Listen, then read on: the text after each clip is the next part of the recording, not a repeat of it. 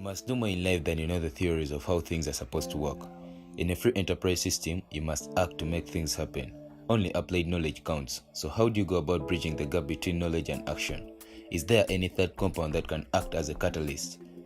Fortunately, there is, and that's our emotions. Emotions are the most powerful forces inside you.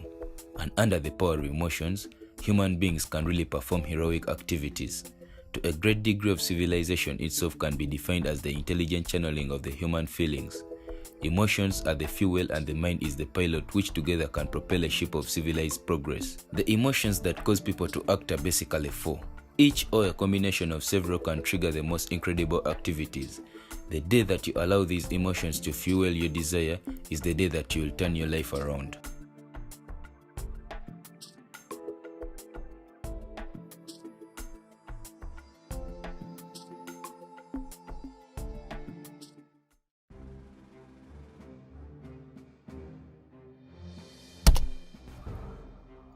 One usually doesn't equate the word disgust with positive actions, and yet when properly channeled, disgust can change your life.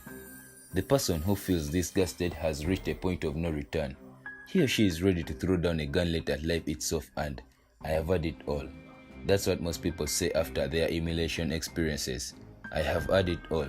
They say, I don't want to live like this anymore. I've had it with being broke. I've had it with being embarrassed. I've had it with lying. Yes, productive feelings of disgust come when a person says, enough is enough, period. Our guy has finally had it with being a loser. He has had it with mediocrity. He has had it with those awful stick feelings of fear, pain and humiliation. He sees his wife walking once more through the canned good aisle of the supermarket to buy a can of beans, and he knows what's going to happen.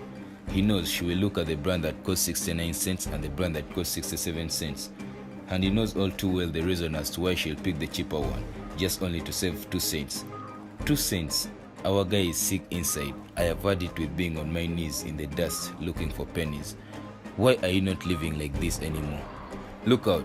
This could be the day that turns a life around. Call it whatever you wish to call it. The I have had it day. The never again day. The enough is enough day. Whatever you can call it is so powerful. There is nothing that is so life-changing like the gut-wrenching disgust. Conversely, there is nothing more powerful than mild disgust. Someone says, I kind of think I have had it all. How pathetic, how spineless.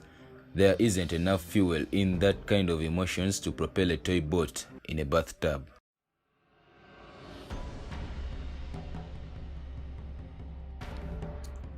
Most of you need to be pushed to the wall to make decisions, and once you've reached this point, you have to deal with the conflicting emotions that come with making them. You have reached a fork in the road. Now this fork can be a 2, 3, or even a 4-pronged fork. No wonder that's why decision making can create kindles in your stomach, keep you awake in the middle of the night, or make you break out a cold sweat. Making life-changing decisions can be linked to internal civil war. Conflicting armies of emotions, each with its own arsenal reasons, battles each other for the supremacy of your mind.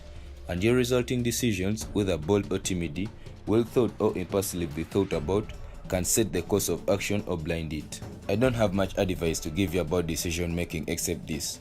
Whatever you do, don't come at the fork in the road. Decide. It's far better to make a wrong decision than not to make one at all.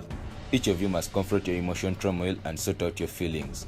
As a young entrepreneur, I tell you, after deciding to risk all and start a new business, you must give up on the idea of getting rid of butterflies in your stomach, but at least now you can make them fly information most of the time. You of course have a tremendous tool for decision making, right? Hope you did the exercise on goal setting. If not, it's not too late to do the exercise now. Just check for the link of the video on how to set goals in the description below after watching this. You have a long range and a short range plan for your life. All you have to do now is to decide and act by showing proper desire.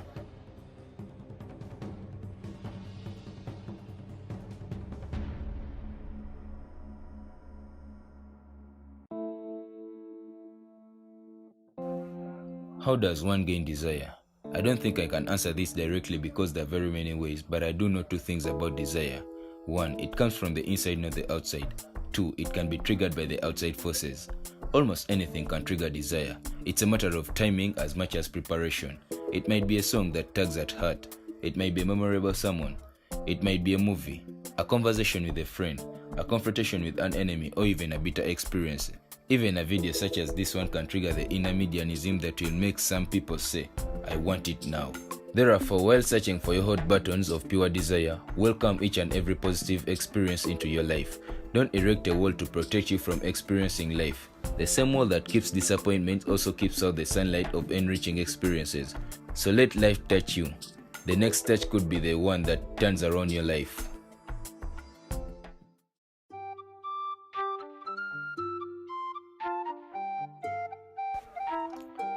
Resolve says, I will. These two words are among the most important in the English language. I will. Benjamin Disraeli, the great British statesman, once said, nothing can resist human will that stake even its existence on the extent of its purpose. In other words, when someone resolves to do or die, nothing can stop him. The mountain climber says, I will climb that mountain. They told me it's too high, it's too far, it's too steep, it's too rocky, it's too difficult, but it's my mountain. I will climb it. You will soon see me waving at the top, or you'll never see me again. Because unless I reach the peak, I am not coming back. Who can argue? Who can argue with such a resolution? When confronted with such iron will determination, I can see time and consistency calling a hasty conference and deciding, we might as well let him have his dream. He said he's going to get there or die trying. The best definition for resolve is to promise yourself you'll never give up. Think about it. How long would a baby learn how to walk? How long would you give an average baby before you say that's it? You have had your chance. You think it's crazy, right? Of course it is. Any mother in the world will say, my baby is going to keep trying until he learns how to walk. No wonder everyone walks. This is the vital lesson here. Ask yourself, how long am I going to work to make my dreams come true? I suggest your answer should be, as long as it takes. That's what resolution is all about.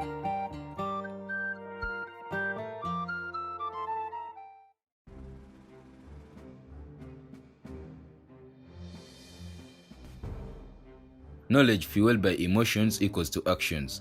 Action is the last part of the formula. It's the ingredient that ensures results. Only action causes reaction. Further on this, positive action can cause positive reaction.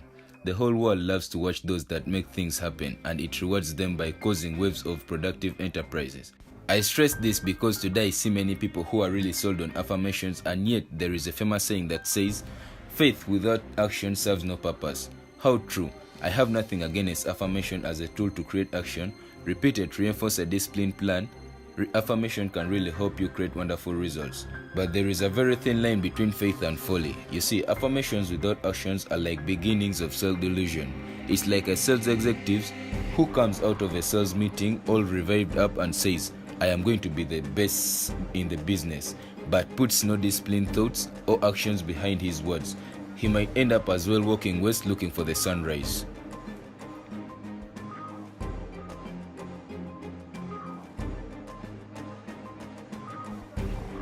As I approach the end of the strategies of wealth and happiness, I have some questions I want you to ponder.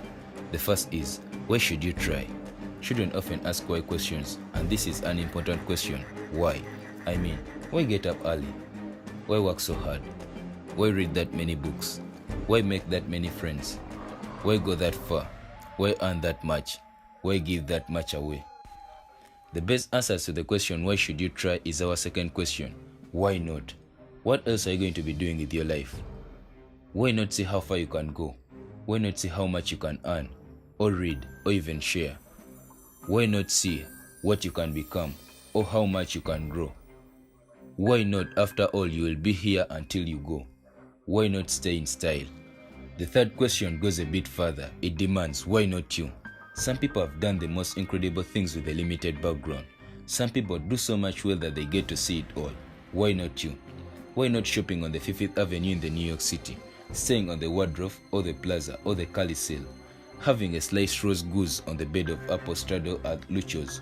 Why not that life has to offer, knowing that it's your reward for disciplined and consistent effort? Why not you? And now, my friend, here's my last question to you. Why not now? Why postpone a better future when so much that is wondrous awaits your command?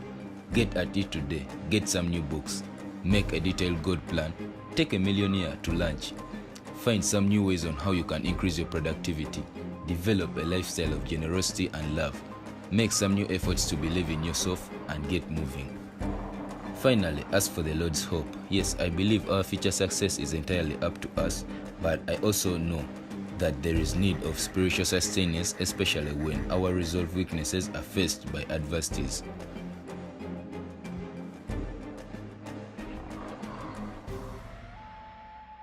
Hello my friends, and before you click off the videos, I just want to say thank you so much for watching till the end of the video. If you're new to this channel, hi there, my name is Samuel Mobe and I like to make entertainment documentary style videos on topics surrounding business, finance, inspiration and motivation. So if it sounds like something you'd be interested in, hit the subscribe button and of course hit the like button because it does help it get pushed by YouTube algorithm. But with all that being said, my friends, I hope you have a wonderful rest of the day. As always, fist up, high five.